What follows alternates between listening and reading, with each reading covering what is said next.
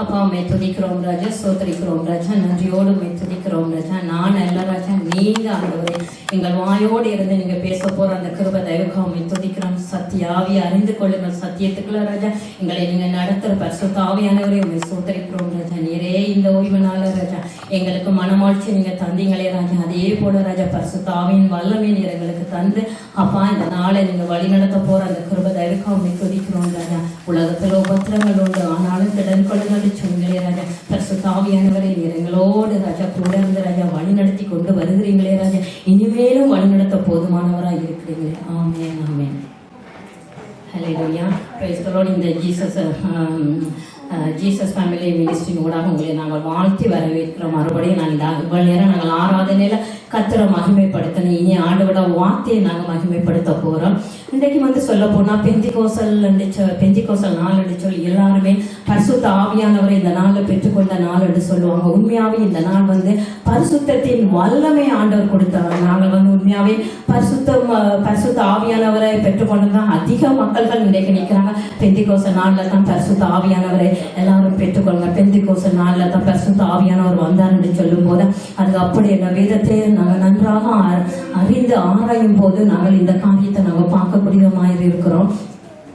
அதாவது இந்த நாளை தான் அதாவது இயேசுவானவர் மறைத்து பரம் போகும்போது அந்த நேரத்துல பாருங்க நாங்க அந்த வசனத்தை காட்டி உங்களுக்கு நான் பரிசுத்த ஆவியானவரை இந்த நாள்ல நாங்க பெற்றுக்கொள்ள இல்லைன்னு சொல்லி அதை காட்டி அதுக்கப்புறம் இந்த பரிசுத்த ஆவியானவரை நாங்க பெற்றுக்கொள்வதுனா நாங்கள் எப்படி உலகத்துல சாட்சியுள்ள வாழ்க்கையாக எப்படி கிறிஸ்தவ வாழ்க்கை ஜெயமாக வாழ முடியும்னு சொல்லி நாங்கள் பாப்போமா இருந்தா யோவான் 20:17 வசனத்தை உங்களுக்கு முன்பாக நான் கொண்டு வர விரும்புகிறேன். அல்லேலூயா. யோவான் 20:17. இயேசு அவனை நோக்கி, என்னை தொடாதே, நான் இன்னும் என் தேவனிடத்துக்கு ஏறி போகவில்லை. நீ என் சகோதரத்துக்கு போய் நான் என் பிதாவிடத்துக்கும் உங்கள் பிதாவிடத்துக்கும் என் தேவனிடத்துக்கும் உங்கள் தேவனிடத்துக்கும் ஏறி போகிறேன் என்று அவர்களுக்கு சொன்னார் என்றார். அப்படி சொல்லும் போது பாருங்க, அதாவது மரியா அவர் உயிர்த்தெழுந்த பிறகு பார்க்கிற நேரத்துல அவரை இயேசுவை தொட போற நேரத்துல ஆண்டவர் சொல்ற, என்னை நீ தொடாதே என்று. ஏன் என்னை நீ தொடாதே என்று சொன்ன போனா இந்த யோவான் இந்த மற்ற மாக்கள் எல்லாம் நான் உங்களுக்கு எல்லாத்தையும் நான் முன்பாக சொல்லாம நீங்க வாசிச்சிருப்பீங்க. அதுபடி உங்களுக்கு சின்ன சின்ன காரியத்தை சொல்லி நான் எப்படி கொண்டு ஆவியானவர் எப்படி உங்களை வழிநடத்துறோம் படி நான் வழிநடத்துறேன். அதாவது ஆண்டவர் பரத்துக்கு நான் ஏறுறதுக்கு முதல் மரியா இயேசுவை கண்ட உடனே அவரை தொட போற நேரத்துல ஆண்டவர் சொல்ற, நீ என்னையே தொடாதே. ஏன் என்னையே தொடாதுன்னு சொன்னார். அவர் சொல்றாரு, அந்த முதல்ல எல்லாம் நாங்க பார்க்கிற நேரத்துல நான் போய் உங்களுக்கு ஒரு தேற்றலாளரை அனுப்புவேன்னு சொன்னார். அப்ப நான் போய் இன்னொரு தேற்றலாளர்னு சொன்ன போனா இயேசும் ஒரு தேற்றலாளரா இருந்தார் எங்களுக்கு. ஆனப்படியா அவர் அதுக்கு முதல் பார்த்தா பிதாவிடத்துல அவர் போய் பிதா என்னத்தை ஒப்பு கொடுத்தாரோ அதை அவர் முடிச்சு பிதாவிடத்துல போன பிறகுதான் அதுக்கு பிறகு அவர் வர்ற நேரத்துல தான் அந்த பரிசுத்த ஆவியானவரை உங்களுக்கு அனுப்புறார். அதான் பார்த்தா அதுக்கு பிறகு பார்த்தா நாங்க யோவான் 20 நாங்க வாசிப்போமா? இந்த யாராவது வாசிக்கிறீங்களா? 20. அவர் இப்படி சொல்லி தம்முடைய கைகளை விழாவையும் அவர்களுக்கு காண்பித்தார். சீசர்கள் கர்த்தரை கண்டு சந்தோஷப்பட்டார்கள். இல்ல சிஸ்டர், அப்ப பாருங்க அதுக்கு பிறகு அவர் தன்னையே தொட சொல்றார். இந்த விழாவையும் அந்த கையில இருக்கிற அந்த அடையாளத்தையும் நீங்க தொட்டு பாருங்கன்னு சொன்ன, அந்த ஆணி அடைச்ச காயங்களை தொட்டு பாருங்கன்னு சொன்னார். ஏன் அந்த நேரத்துல அவர் சொல்றாருன்னா அவர் அந்த பிதா என்னத்துக்காக அத தேவன் என்னத்துக்காக இயேசுவை இந்த பூமியில அனுப்பினாரோ அதை முடிச்சு அதை போயிட்டு திருப்பி அவர் எங்களுக்கு ஒரு தேற்றலார். அதாவது அவர் அதுக்கு முதல் நீங்க பார்க்க நேரத்துல இல்ல வசனங்களை நான் எல்லாத்தையும் வசனங்களை நான் சுட்டி காட்டவில்லை, உங்களுக்கு எல்லாம் தெரியும் என்னை விட. ஆனபடி ஆண்டவர் சொல்றார், நான் போய் உங்களுக்கு ஒரு தேற்றலாளர் அனுப்புவான்னு சொன்ன. அதை என் பிதாவின் சித்தத்தை நான் செய்து முடித்த பிறகு நான் அனுப்பினேன். அப்ப அவர் தன் பிதாவின் சித்தத்துக்காக அவர் திருப்பி மறுபடியும் போய் அவர் திருப்பி வர்ற நேரத்துலதான் அந்த விரலை தொட்டு பார்க்க கொடுக்கிறார். அந்த நேரத்துல அவர் ஆவி அதுக்கு பிறகு பார்த்தா அடுத்த வசனத்தை பார்ப்போமா இருந்த 22வது வசனத்தை பார்த்தா அவர்கள் மேல் ஊதி பரிசுத்த ஆவியை பெற்றுக்கொள்ள வேண்டும் சொன்னா. அப்ப அந்த நேரம் வந்து அவர் வந்து யாருக்கு மேல ஊதுறாரு? ஊதி பரிசுத்த ஆவியை நீங்க பெற்றுக்கொள்ளுங்க. அப்ப அந்த நேரமே நாங்களே தான் பரிசுத்த ஆவியை. அப்ப அந்த நேரத்துல யாருக்கு மேல? பொதுமக்களுக்கு மேல அவர் ஊத இல்லை, சீஷர்கள் மீது தான் அவர் அந்த பரிசுத்த ஆவியானவர் ஊதினார். ஏன் சொல்ல போனா அவர்கள் இயேசுவோட இருந்து இயேசுவோட வசனத்தையும் வார்த்தையும் கேட்டு அவர்களை பலன் கொண்டபடியா தான் அந்த பரிசுத்த ஆவியானவர் அந்த நேரத்தில் அவர் ஊதுறார். மற்றவர்களுக்கு அவருக்கு பெரியல அந்த இயேசுவோட இருந்து சத்தியத்தை நாங்கள் அறியும் போது சத்தியம் எங்களை விடுதலையாக, சத்தியத்துல நாங்கள் நடக்கும் போது தானே சத்திய ஆவியானவர் எங்களை வழி நடக்கும். நாங்கள் சத்தியத்துல நடக்காம, நாங்கள் ஜெபிக்காம, நாங்கள் பைபிள் வாசிக்காம இருந்தா எல்லாமே ஒவ்வொரு நாள் சர்ச்சுக்கு வருவோம், ஒவ்வொரு நாளும் வார்த்தையில வளர்ந்தால் எங்கள் வார்த்தைகளுக்கு, அதாவது நாங்கள் வார்த்தைகளை கேட்காவிட்டு எங்களை வார்த்தையில இருந்து நாங்கள் வளர மாட்டோம். வளர்றதுக்கு எங்களுக்கு வார்த்தை தான் இருக்கும். அந்த வார்த்தையில இருந்து அந்த விசுவாசத்தில இருந்து தான் நாங்கள் ஆண்டவரையும், ஆண்டவர் யார், இயேசு யார், பரிசுத்த ஆவியானவர் யார், பிதா யார் நாங்கள் அறிந்து கொள்ளக்கூடிய மாதிரி. அப்படியாக இந்த நாள் அவர் வந்து அவர்களுக்கு மேல ஊதுற நேரத்தில் அவர்கள் அந்த நேரத்தில் பரிசுத்த ஆவியானவரை பெற்றுக்கொண்டார்கள். அல்லேலூயா.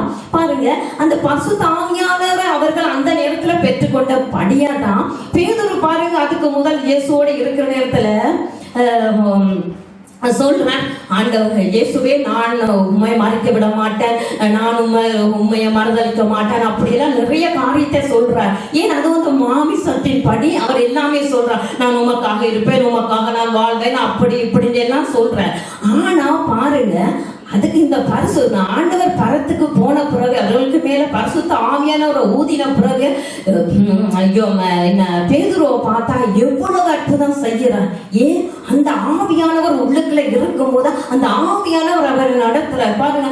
அந்த தேவாலயத்துல அவர் போய்கொண்டிருக்கும் போது அங்க இருக்க சப்பானியை அவர் பார்க்கிற நேரத்தில் அவர் சொல்றார், என்னிடத்துல ஒன்றும் இல்லை, பொண்ணும் இல்லை, வெள்ளியும் இல்லை, ஆனாலும் உமது நாமத்துல நடந்து சொல்லும் போது அதுக்குள்ள அந்த கிரியை செய்து யாரு சொல்ல போனா பரிசுத்த ஆவியான அவர்களுக்கு இருக்கும் போதுதான் அந்த கிரியை நடத்த முடியும். இங்க பரிசுத்த ஆவியானவர் நம்ம பெற்றுக்கொண்டு நாங்கள் என்ன வார்த்தையை செய்யறோமோ அது அப்படியே நடக்கும். அதுக்குதான் எங்களுக்குலாம் அந்த மாதிரியான காரியத்தை கர்த்தர் கொடுக்கிறார். அல்லேலூயா. அப்படியாக நாங்கள் அப்போஸ்தலர்கள் கூட வந்து பவுல் வந்து சிறையில சாலையில இருந்து கொண்டு சொல்றார், நீங்க சந்தோஷமா இருங்க, சந்தோஷமா இருங்க. ஏன்? அவர் அவ்வளவு பாடுகளும் படுகிறார். ஆனாலும் அவர் என்ன ஜெயில இருக்கிற ஆட்களுக்கு அவர் சொல்லல சந்தோஷமா இருங்க. புறஜாதி வெளியில இருக்கிற சிலருக்கு சொல்றாருங்க சந்தோஷமா இருங்க. ஏன்னா அந்த பரிசுத்த ஆவியான வல்லமை அவர் பெற்றுக்கொண்ட போதுதான் அந்த மாதிரியான வார்த்தையை பேசக்கூடிய. என்ன பிரச்சனை வந்தாலும் இந்த பரிசுத்த ஆவியானவர் வரும் போது எங்களுக்கு அந்த கசப்பு வராது, அந்த வீக்னஸ் எங்களுக்குள்ள இருக்காது. ஏன்? அந்த பரிசுத்த ஆவியான அப்படியாக நாங்க இங்க பார்க்கும் போது இப்ப இது என்னத்துக்கு அவங்களை சுட்டி காட்டினா, அதாவது பரிசுத்த ஆவியானவர் வந்து அந்த பெந்தெகோஸ்தே நாள்ல வரையிலேன்னு சொல்லி இந்த இன்ட்ரோடக்ஷனை கொடுத்திருக்கிறவங்களுக்கு, அதாவது பரிசுத்த ஆவியானவரின் வல்லமையை நாங்கள் பெறுவதற்கு தான் இந்த பெந்தெகோஸ்தே. அந்த வல்லமையை ஏன் ஆண்டவர் கொடுத்தாருன்னு சொல்ல போனா, அன்றைக்கு வந்து அவர் யூதர்கிட்ட பண்டிகையில வந்து கண்ணச்சனம் எத்தனையோ ஜாதி மக்கள்கள் அந்த இடத்துல வர நேரத்துல இவர்கள்ட்ட ஏதாவது கேட்கும் போது இவர்கள் வந்து தடுமாறக்கூடாது, ஏதாவது மருந்தளிக்க கூடாது. அவர்களுக்கு என்ன வார்த்தையை சொல்லுவான, அதாவது ஆண்டவர் சொல்லலாம் என்ன, இளைத்தவனுக்கு இளைப்பாறால் சொல்லுற வார்த்தைகளை நான் உன் வாயில வைப்பேன். அப்ப இளைத்தவனுக்கு இளைப்பாறுதல் ஒரு வார்த்தையை உங்கள ஆண்டவர் வைப்பாரா இருந்தா நிச்சயமாக அதுக்கு உங்களுக்கு பரிசுத்த ஆவியானவர் இருந்தாதான். இன்றைக்கு நீங்க நோயாளிகளுக்காக போகும்போது அவரோட அந்த சிச்சுவேஷன், அதாவது அங்க என்ன நடந்ததுன்னு சொல்லி பரிசுத்த ஆவியானவர் உங்களுக்கு உணர்த்தும் போது நீங்க அந்த மாதிரி பரிசுத்த ஆவியானவரோடு நீங்க ஜெபிக்கக்கூடிய மாதிரி இருக்கும். ஒரு இடத்துக்கு போறீங்க, அந்த இடத்துல வந்து இந்த இடத்துல ஒன்று நடக்க போகுதுன்னு சொன்னா பரிசுத்த ஆவியானவர் உங்களை கைட் பண்ணுவார் வித்தியாசமான விதத்துல.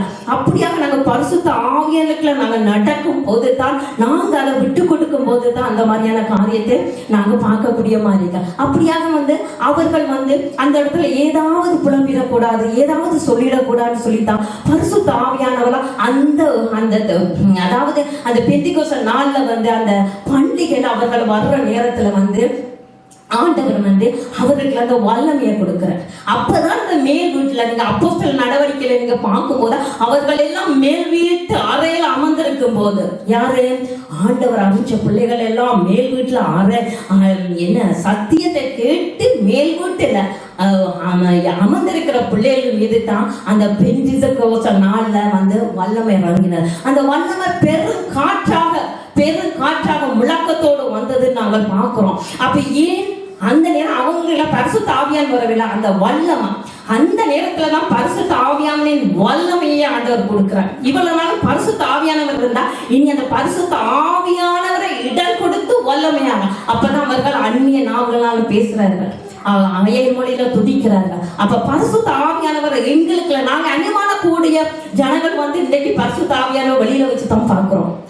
பரிசுத்த ஆவியானவரை உள்ள நாங்க இடம் கொடுக்கும் போது தான் அற்புதம் நடக்குது, அதிசயம் நடக்குது. வெளியில வைத்திருந்தா நாங்க வந்து இன்னைக்கு கிறிஸ்டியன மக்களா இருப்போம். 10 வருஷமா நாங்க சபைக்கு வருவோம், 10 வருஷமா குடிக்க மாட்டோம், 10 வருஷமா தீயான பழக்க வழக்கங்கள் படங்கள் ஒன்றுமே பார்க்க மாட்டோம். ஆனா எங்களுக்கு அந்த கிரியை இருக்காது. ஏன்? நாங்க பரிசுத்த ஆவியானவர் வெளியில வைத்த ஒரு பொம்மை போல பார்க்கிறோம். அந்த பரிசுத்த ஆவியானவர் நாங்க உள்ளுக்குள்ள நாங்க ருசிக்கும் போது இன்னைக்கு இது உதாரணமா சொல்ல போனா ஒரு மருந்து வச்சிருக்கிறோம், ஒரு டயபிட்டிஸ் பிரஷருக்குன்னு சொல்லி மருந்து நாங்க வச்சிருக்கோம். மருந்து வச்சுக்கொண்டு நாங்களுக்கு டயபிட்டிஸ் சொல்லலாம். மருந்து இருந்தா மருந்தை குடிச்சாதான் அதுக்கு அந்த காரியத்தை நடக்கும். அதே போல உதாரணமான ஒரு இந்தியாவில் நடந்த ஒரு காரியத்தை நான் இந்த நேரத்தில் உங்களுக்கு சொல்ல விரும்புறேன். அதாவது ஒருத்தன் வந்து அந்த எலி பாசனத்தை வந்து வேண்டி எலி வீட்டுல வந்து எலிக்கு மருந்து வச்சிருக்கிறான். ஆனா எலி சாகி இல்லை. இப்படியே அது சரியான விளைவு இந்த மருந்துன்னு சொல்லி அவர் வேண்டி இருக்கிறார். அப்ப வசதியா இருக்கிறபடியா நல்ல இதெல்லாம் வேண்டினார். பார்த்தா 1 2 வேண்டிட்டா 2ம் இல்லை. ஆனா அதுக்கு பிறகு என்ன செய்தார் தெரியுமா? அந்த பட்டியை திருப்பி அந்த கம்பெனியை சூ பண்ணினோன்னா அந்த கோர்ட்ல வழக்கு போறதுக்கு எல்லாம் செய்தாச்சு, முடிச்சாச்சு. அப்ப சரி வந்து வீட்டுல வந்து பாருங்க. அப்ப சரி இந்த கோர்ட்டார வந்து ஓடர் வந்து வீட்டுக்குள்ள வந்து அவங்க போலீஸ் வந்து பாக்குற நேரத்துல பார்த்தா என்ன காட்டு பாப்போம்னு சொன்னா இந்த இங்க இருக்குது, இவ்வளவு நாளா வந்து வேண்டி வச்சிருக்க அந்த ரிசிப்டையும் காட்டுறேன். அப்ப சரி 1 மாசம் 1.5 மாசத்துக்கு மேல வேணா சரி. அப்ப சரி எக்ஸ்பயர் டேட் எல்லாம் சரியா இருக்கு. அப்ப என்னன்னு பார்த்தா என்ன தெரியுமா? அதாவது பெட்டிய உடைச்சிருக்கிற உண்மைதான். ஆனா என்ன கதிரைகளையும் மெத்தைகளையும் வச்சிருக்கிறான். ஆனா அதை சுத்தி இருக்கிற அந்த சலோ டேப்பை உடைக்காம இருந்த எப்படி அந்த எலி போய் தின்னும்? அப்ப அந்த இதுல இருக்கு அதை உடைச்சு எலி தின்ன வேண்டிய நல்ல சாப்பாடா இருக்கு, அது விரும்புற சாப்பாட்டுல அதை புரட்டி வச்சாதான் அது சாகும். ஆனா அவன் அதை பார்க்கல. அப்படிதான் இன்றைக்கு வந்து அநேக விசுவாச குடும்பங்கள், அநேக தேவ பிள்ளைகள் இன்றைக்கு அப்படித்தான் நாங்க இருக்கிறோம். அந்த பெட்டியில வச்சு அந்த இன்ட்ரடக்ஷனை நாங்க அறிஞ்சு கொள்றீங்களா? பரிசுத்த ஆவியானவர் இந்த நாள்ல வருவார். பரிசுத்த ஆவியானவரை நாங்க பெண்டிகோஸ்தல் பிள்ளைகள் சொல்ல போனா பரிசுத்த ஆவியானவரை பெற்றுவோம். நாங்கள் மற்ற டினாமினேஷன்ல இருந்து நாங்க இங்க வந்திருக்கிறோம், விக்கிரங்கள் அப்படியெல்லாம் நாங்க கும்பிட்டு வந்திருக்கிறோம். ஆனாலும் நாங்க இந்த இடத்துல வந்து அந்த பரிசுத்த ஆவியானவரை முத்திரையை நாங்க சரியாக பெறாவிட்டா நாங்க எங்களுக்கு வந்து அந்த குழப்பம் தான், பின்மாற்றம் நடக்கும், எல்லாமே நடக்கும். ஆனபடியா இந்த நாள வந்து அந்த பரிசுத்த ஆவியானவரின் வல்லமை நாங்கள் பெற்று இப்படி கிறிஸ்தவ வாழ்க்கை ஒரு ஜெயமாக வாழணும்னு சொல்றோம். ஆனபடியா இந்த நேரத்துல கூட அந்த பரிசுத்த ஆவியானவரின் வல்லமையை இந்த பெந்தெகோஸ்தே நாள்ல தான் நாங்க பெற்றுக்கொண்டோம்னு சொல்லி உறுதியாக நான் உங்களுக்கு இந்த வேதத்திலிருந்து வசனங்கள் ஊடாக நான் உங்களை காட்டியிருக்கிறேன். இப்போது நாங்க பார்ப்போம் ஒரு 4 குயிக்கான காரியத்தை நாங்க பார்த்து இன்னும் ஒரு 10 நிமிஷத்துக்குள்ள முடிப்போம். ஹல்லேலூயா. ஒன்று வந்து நாங்க வந்து பரிசுத்த ஆவியானவரை நாங்க பெற்றுக்கொள்ளும் போது எங்கட தவறை நாங்க உணரக்கூடிய மாதிரி இருக்கும். அதாவது எங்கட தவறுன்னு சொன்னா நாங்க ஒரு 2 காரியம், அதாவது ஒரு பிரச்சனை நடக்குது, ஏதாவது நாங்க ஒரு தவறு செய்தா அல்லாட்ட நாங்க ஒரு ஆளை நாங்க சண்டை பிடிச்சிட்டோம், ஒரு ஆளோட பேசிட்டோம்னு சொல்ல போனா அந்த தவறுல நாங்க சொன்ன வார்த்தையோ ஒரு 10 நிமிஷம் இல்ல, இந்த இடத்துல நாங்க பிரச்சனைப்பட்ட ஒரு 10 நிமிஷத்துக்கு அங்கால நாங்க போனோம்னா பரிசுத்த ஆவியானவர் எங்களுக்கு சொல்லுவார், நீ அப்படி பேசிருக்க கூடாது, நீ எந்த பிள்ளை தானே, ஏன் நீ விட்டு கொடுத்துருக்கலாம் தானே, நீ அப்படி போயிருக்கலாம் தானே, இப்படி போயிருக்கலாம். அதுதான் ஆண்டவர் வந்து அந்த பரிசுத்த ஆவியானவர் எங்களை தண்டித்து உணர்த்தியதை காட்டுவார்.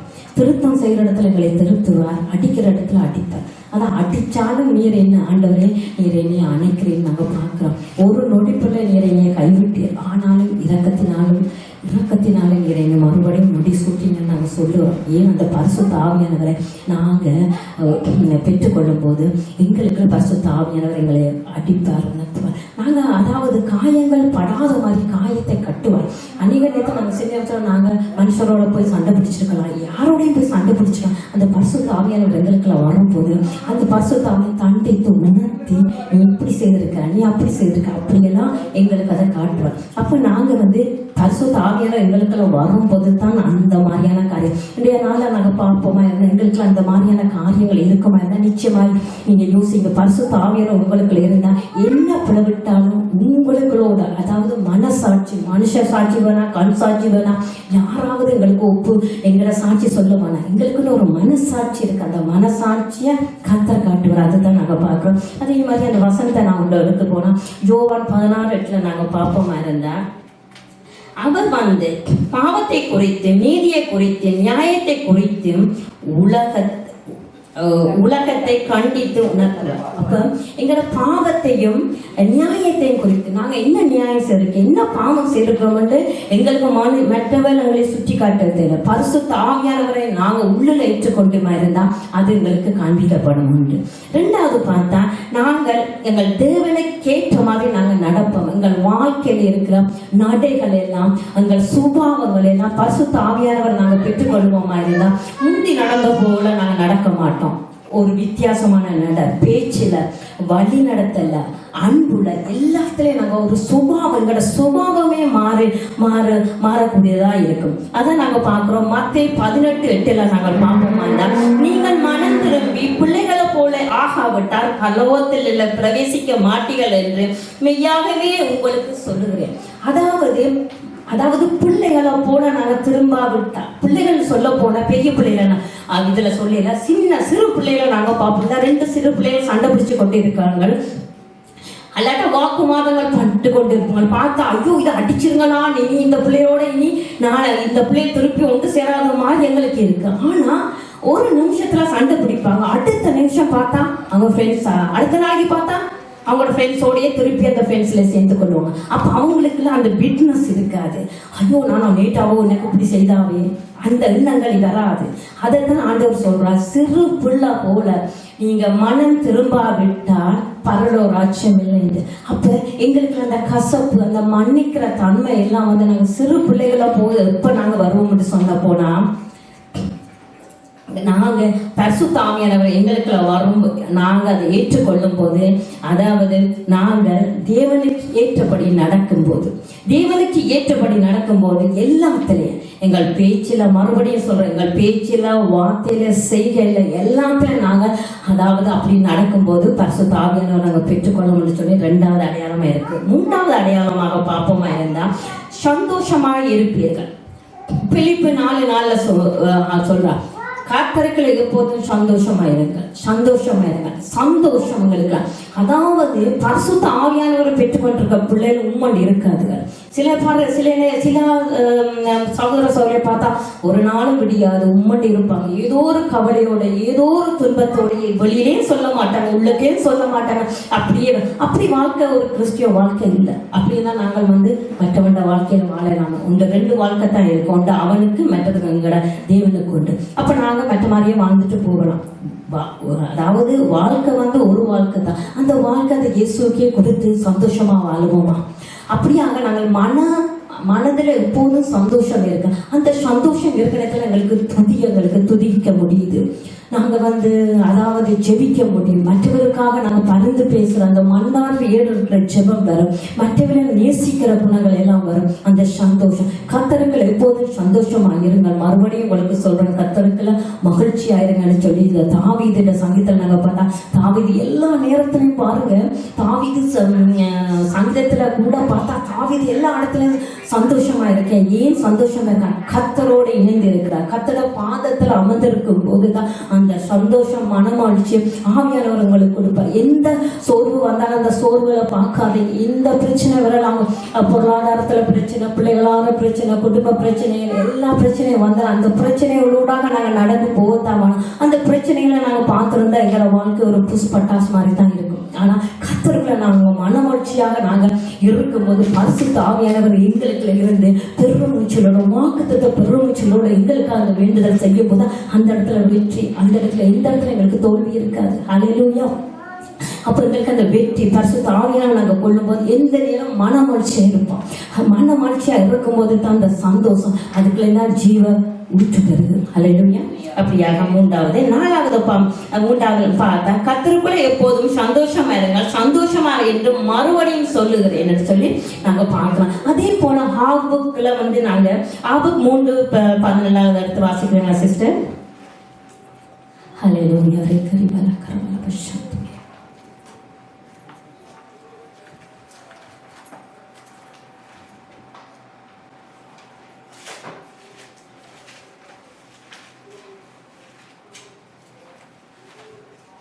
ஆபுக் 3:17 அத்திமரம் துளிர்விடாமல் போனாலும், திராட்சை கொடிகள் பழம் உண்டாகாமல் போனாலும், ஒலிவ மரத்தின் பலன் அற்று போனாலும், வயல்கள் தானியத்தை விளைவியாமல் போனாலும்,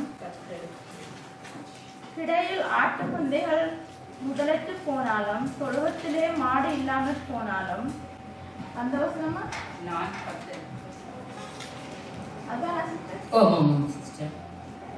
நான் கர்த்தருக்குள் மகிழ்ச்சியா இருப்பேன், என் ரட்சிப்பின் தேவனுக்குள் களி கூறுவேன். ஹல்லேலூயா.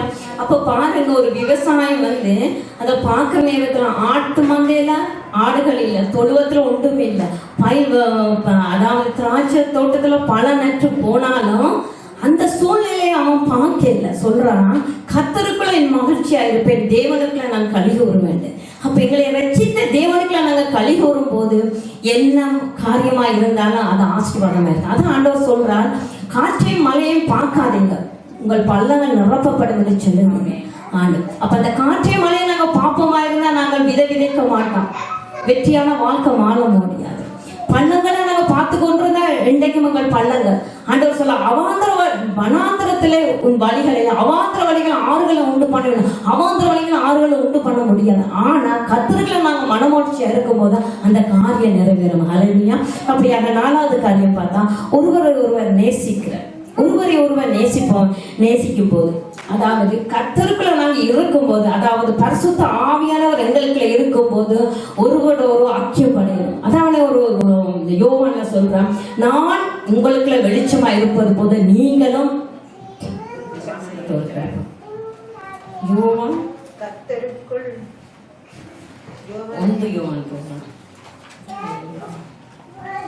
அவர் ஒளியா இருப்பது போல நாமும் ஒளியில் இருந்தால் ஒருவருக்கொருவர் ஐக்கியப்பட்டு இருப்போம். ஹல்லேலூயா. இந்த 1 யோவான்ல இருக்கு.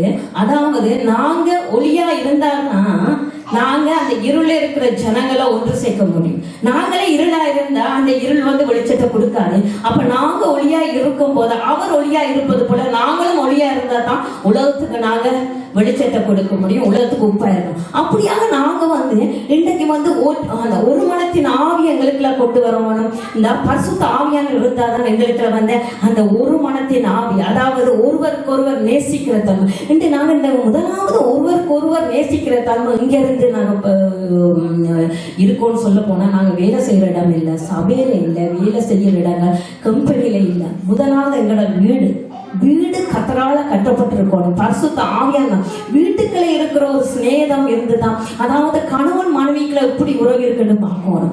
பிள்ளைகளுக்கும் பெற்றோர்களும் இருக்கிற உறவு என்ன மாதிரி, மாமியாருக்கும் மருமகளுக்கும் இருக்கிற உறவு என்னன்னு நாங்க பார்க்கும் போது, அதாவது பரிசுத்த ஆவியானவர் எங்களுக்குள்ள இருந்தாதான் நாங்க மாமியாரை நாங்க விட்டு கொடுக்க முடியும். கணவர் ஏதாவது பேசுற நேரத்தில் நாங்க வாயை மூட முடியும். அதே போல கணவர் ஏதாவது சொல்லும் போது நாங்கள் அமைதியா இருக்கும் போது அந்த கோபம் தனிஞ்ச அப்புறம் எங்களால பேச முடியும் நேரத்துல நாங்க சொல்லுற வார்த்தை எங்கள் கணவனோ கேட்கக்கூடிய மாதிரி இருக்கு, பிள்ளைகள் இருந்தா பிள்ளைகள் கேட்கக்கூடிய. அதே போல கணவன்மார்கள் மனைவி பேசும்போது அவர்களுக்கு அந்த பரிசுத்த ஆவியான இருக்கும் போது அவர்கள் மனைவி பேசும்போது பொறுமையா இருந்து சகிக்கிற தன்மை பரிசுத்த ஆவியானவர் இருந்தாதான். படபட நான் நீதான் நான் தான் போய் பேசுறது நேரத்துல அங்க குழப்பம் சண்டையும் வரும். அப்ப யாராவது பரிசுத்த ஆவியானவரை பெறும் போது தான் அந்த அங்கே இருக்க ஒரு சமாதானம் இருக்கு. நெருப்ப போல எரியக்கூடாது. ஹல்லேலூயா. அப்ப மனைவி அப்படி செய்யறான்னு சொல்லி புருஷன் அப்படி பேசும்போது அவர்களுக்குள்ள என்ன கோபம்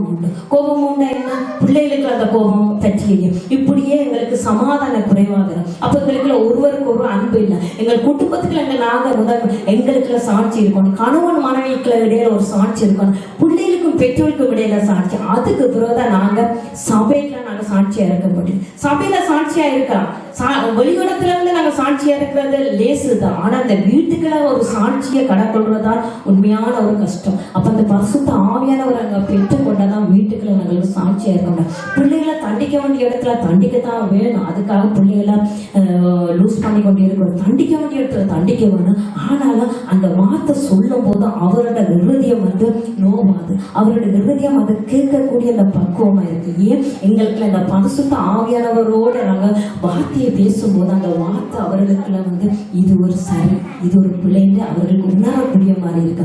அப்படியாக நாங்க இந்த நாள்ல அந்த மாமா மாமிக்குள்ள குடும்பத்துக்குள்ள இப்படி பிரச்சனைகள் நடக்கும் போது அந்த பிரச்சனையை நாங்க இப்படி டீல் பண்ணணும்னு சொல்லி பரிசுத்த ஆவியானவர் எங்களுக்குள்ள இருந்தாதான் அந்த காரியத்தை ஆண்டவர் வெளிப்படுத்தும். அதுக்கு பிறகுதான் நாங்க சாட்சியா நாங்க சபையிலுக்குள்ள ஒரு மனத்தின் ஆவியை நாங்க விட்டு கொடுக்கணும். எல்லாரும் விஷ் பண்ணுங்க. அவ என்ன செய்தா, நாங்க அதாவது எங்களுக்கு மற்றவர்களை நேசிக்கிற தன்மை எல்லாம் விட்டாலும் எங்களுக்கு அந்த பரிசுத்த ஆவியான இருந்தா நாங்க முன்னுக்கு போய் அவர்களை அன்பு செலுத்தும் போது அந்த பரிசுத்த ஆவியான அவர்களை என்ன பண்ணிட்டு அவங்களோட சண்டை பிடிச்சீங்க, அவங்களோட நான் கசப்பா இருந்தேன், ஆனால் அந்த சிஸ்டர் என்கிட்ட வந்தாவே, எனக்கு அந்த உதவி செய்தாவே, எனக்காக ஜெபிச்சாவே, அப்படி சொன்னத்துல அந்த பரிசுத்த ஆவியானவரை நாங்க ஒரு சாட்சியாக நாங்க கொண்டு வர முடியும். சபைக்குள்ள சாட்சியா, குடும்பத்துக்குள்ள சாட்சியா. நாங்க அநேக நேரத்தை முன்பு போல நாங்க அல்ல. இப்ப நாங்க பரிசுத்த ஆவியானவரை நாங்க கொன்ற பிள்ளைகளா இருக்கும் போது எல்லாத்திலையும் ஆண்டவர் சொல்ற புறாவை போல என்ன இருக்கும்னு கபடம் இல்லாம இருக்கும். ஆனால் பாம்பு போல வினாம இருக்கும். அதாவது பாம்பு என்னத்துக்கு சொல்றா, பாம்பு அதுக்காக நெஞ்சின்ற மாதிரி நீங்க யோசிக்க வேண்டாம். அதாவது பாம்புக்கு எங்க போனாலும் அந்த சத்தத்தை பிடிச்சிடும். இந்த சரைக்குள்ள இன்னைக்கு நாங்க எல்லாம் ரெண்டாள் இருக்குது, எல்லா பக்கம் அதை கூர்ந்து கவனிச்சு கொண்டு இருக்குது பாம்பு. அதுதான் அந்த பாம்பு. அந்த எல்லா பக்கமும் நாங்க ஆண்டவோட பிள்ளைகள் எப்போதும் பரிசுத்தாவே நாங்கள் நிறைந்திருக்கும் போது எங்களை சுற்றி எங்களை விடுவிக்கலாம் அப்படின்னு சொல்லி சத்தம் வகைக்கிறோம். ஆனால் நாங்க அந்த மாதிரி எல்லாத்துலயும் கவனிக்கணும். புறாவை போல கபடம் இருக்கக்கூடாது. எங்களை விருதியத்துல கபடமே இருக்கக்கூடாது. மற்றவன் என்ன செய்யிட்டு நாம மனுஷன் பார்க்காட்டேன் பரவாயில்ல, புருஷன் பார்க்காட்டேன் சரி, பிள்ளைகள் பார்க்காட்டேன் சரி, என் தேவன் என்னை நோக்கி பார்க்கிறாரு, நான் தேவனுக்கு முன்பாக நான் எதுவுமே செய்ய மாட்டேன் என்று சொல்லி அப்படி நாங்கள் வாழும் போதுதான் அந்த ஒரு மனத்தின் ஆவியனங்களுக்கு நாங்கள் அதாவது கடைபிடிக்க முடியும். கடைசியாக உலகத்துக்கு ஒத்த வேஷத்தை நாங்கள் தரிக்கக்கூடாது. உலகத்துக்கு ஒத்த வேஷம் என்று சொல்ல போனா உடையில, பேச்சுல, கலாச்சாரத்துல, நட உட பாவனையில எல்லாத்திலும் நாங்க உலகத்தோட ஒத்து போக கூடாது. அதே அமெரிக்கா தேசத்தம் தானே இருக்கிறோம். நாங்க என்ன கிளப்புக்கு போனா என்னவா, நாங்க உடைகள் அந்த மாதிரி உடுத்தா என்னவா, நாங்க அப்படியெல்லாம் இருக்கக்கூடாது. மற்றவன மேல மரியாதை குறைவா பேசுறது, ஆக்களை பேர் சொல்லி கொடுக்க வேண்டிய கனத்தை கொடுக்காம, எங்களோட ஊர்ல நாங்க கூடுதலான பெற்றோர்களுக்கு கனம் பண்ணுறோம், பெரியாக்களை கனம் பண்ணுறோம். டீச்சர்ஸை சொன்னா பேர் சொல்லியே கூப்பிட மாட்டோம், எல்லா டீச்சர்ஸும் தான் கூப்பிடுறோம். இங்க அப்படி இல்லை, எல்லாரையும் பேர் சொல்லி, அது டீச்சரா ஸ்டூடெண்ட்ஸான்ற ஒன்றுமே தெரியாது. அப்படியே அந்த மாதிரி. அப்ப நாங்க இந்த கலாச்சாரத்தின் ஒத்தத்துக்கு போகக்கூடாது. நாங்க திருமணம் செய்யும் போது கூட நாங்க எங்கட இனத்தாரோட தான் செய்யணும். இனத்தார் சொன்னா ஆண்டவரோட பிள்ளைகளோட தான் உறவு கொள்ளலாம். அதாவது சும்மா உறவு கொள்ளலாம். திருமண பந்தம்னு சொல்லி வரும்போது அந்த மாதிரியான காரியத்துல நாங்க அதாவது ஃபோர்ஸா இருக்கணும். அப்படி நாங்க இந்த மாதிரி உலகத்துக்கு போற காரியத்தோட நாங்க ஒத்து போகாதபடி கர்த்தருக்கு சொல்லி நாங்க வாழும் போதுதான் நாங்க பிரித்தெடுத்த ஜனம். உலகத்தோட இல்லை, மற்றவரை உலகத்தாரோட இருக்கு. நாங்க உலகத்துல இருக்கிறோம் தான், உலகத்துலதான் வாழ்றோம். பாருங்க, இன்னைக்கு சாமுவேலோட ஏலின்ற பிள்ளைகளோட சாமுவேல் வளர்ந்தான். ஆனா சாமுவேலுக்குள்ள ராஜா எந்த பாவமும் நான் வரையில. ஏன்? அவ அம்மா ரெஜிஸ்டர் பண்ணி அந்த கத்தருக்குன்னு வணக்க ஒன்று சொல்லி அந்த ஒப்பனையோட அந்த ஏலி இடத்துல கொண்டு வந்தபடி அந்த சாமுவேலுக்குள்ள எந்த காரியமும் நடக்கல. ஹல்லேலூயா. அப்ப அந்த பிள்ளைகளை நாங்க பார்க்கிறோம், அவர்கள் எப்படி அவரோட மரணம் எப்படின்னு நாங்க பார்க்கிறோம். ஆனா சாமுவேலுக்கு அந்த பாவம் செய்யல. அதே போல கர்த்தர் எங்களை பிரித்தெடுத்து எங்களுக்கு பரிசுத்த ஆவியானவரை முத்திரையிட்டு கொடுக்கும் போது நாங்க அந்த உலக போக்குல இருந்து நாங்கள் வாழும் போது தான் கர்த்தர் எங்களைய அந்த பரிசுத்த ஆவியோடு நாங்கள் வளரும் போது எந்த ஆபத்தும் எந்த காரியத்துல இருந்து நாங்க விடுதலையாகி இந்த நாள நாங்க ஏன் இந்த பரிசுத்த ஆவியானவரை நாங்க பெறணும் என்று சொல்லி எல்லா சகோதர சகோதரரும் வாஞ்சியோடு நாங்க கேட்போம். கர்த்தாவே எங்களுக்கு இந்த பரிசுத்த ஆவியானவரை தாங்க. ஆண்டவர் சொல்றா, மாமிசமான யாவர் மீது ஆவியை ஊற்றுமே சொன்னீங்களே ஐயா, அப்படியாக இந்த நாள் எல்லார் மீது நீங்க ஊற்றுவது. இன்றைக்கு நீங்க பரிசுத்த ஆவியானவரை பெற இல்லாத சகோதரர்கள் நீங்க இன்றைக்கு ஆண்டவர்கிட்ட கேட்டு பாருங்க. ஆண்டவரே இன்றைக்கு என்னை நிரப்புங்க, இந்த வார்த்தையின்படி இந்த சத்தியத்தின்படி நான் கேட்டோமே ராஜா, அப்பா எனக்கு அந்த பரிசுத்த ஆவியானவரை நீங்க எங்கள் தாங்க சொல்லி அநேக நேரத்தை நாங்கள் பரிசுத்த ஆவியானவரை நாங்கள் பெற்றிருக்கிறோம் இல்லைன்னு சொல்ல பரிசுத்த ஆவியானவரை சபையில வர நேரத்துல இறங்குங்கன்னு சொல்லி அக்னியால நாங்க அபிஷேகம் பண்ணுறோம், பாடுறோம், தொழுறோம், எல்லாம் செய்வோம். ஆனா அதுக்கப்புறம் எங்களோட வாழ்க்கை என்ன மாதிரி இருக்குது? அது இப்படியாக இந்த 5 காரியத்தை நான் இந்த நாள் உங்களுக்கு முன்பு கொண்டு வந்தேன். இந்த காரியத்தை நாங்க பார்க்கும்போது நிச்சயமாக பரிசுத்த ஆவியானவர் எங்களுக்கு தேவையா இருந்தா தான் இப்படியான காரியத்தை நாங்க ஜெயித்தை முடிப்போம். கடைசி வசனமாக நாங்க இந்த வார்த்தையை நான் கடைசி வசனமாக ரோமர் 12:2 பார்ப்போம். நீங்கள் இந்த பிரபஞ்சத்துக்கு ஒத்த விஷயம் தெரியாமல் தேவனுடைய நன்மையும் பிரியமும் பரிபூரணமான சித்தம் இன்னதென்று பகுத்தறியத்தக்கதாக உங்கள் மனம் புதிதாக்குவதனால் மறுரூபம் ஆக்கப்படுங்கள். ஹல்லேலூயா. அப்ப இந்த பிரபஞ்சத்துக்கு ஆண்டவர் சொல்ற ஒத்த விஷயம் தரிக்க வேண்டும். இந்த உலக காரியத்துக்காக நம்ம ஒத்த விஷயம் தரிக்காம நாங்க என்னது ஆண்டவோட சித்தம் என்ன, ஆண்டவோட நன்மையான பிரியமும் பரிபூரணத்தை நாங்கள் பெற்று இந்த வாழ்க்கையில இந்த பரிசுத்த ஆவியானவரை ஜெயம் கொள்வோம். ஆமென். ஹல்லேலூயா.